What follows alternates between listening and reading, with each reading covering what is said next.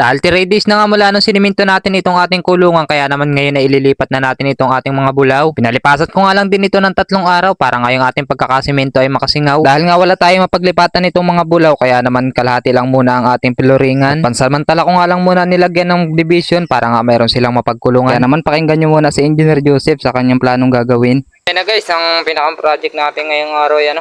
Ilipat natin yung mga yan dito. Ito kasi napluringan ko na ng bago. Natapingan ko na yung flooring, matibay na ito.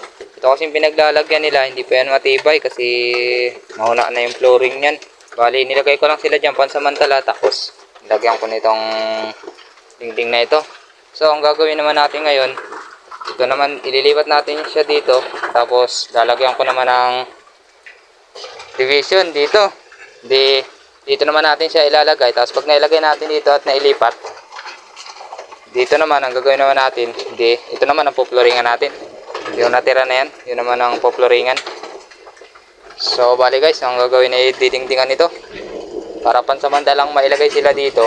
Tapos pag na-floringan na ito, tatanggalin natin yung division at pwede na sila diyang magpa-uli-uli. Bali, yung ko sila ikukulong eh. Yan, bali, pansamantala, nilalagyan ko muna ng division. So, tara guys, umpisa na tayo.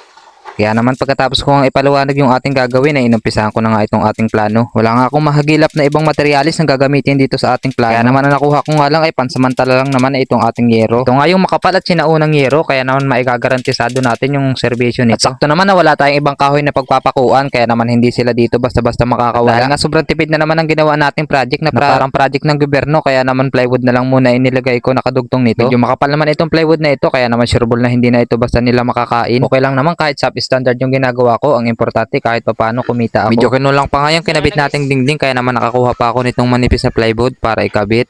Tatapos na nating dingdingan. Ngayon naman ay ilalagay naman natin ang sahig para hindi sila makasipsip ng madumi.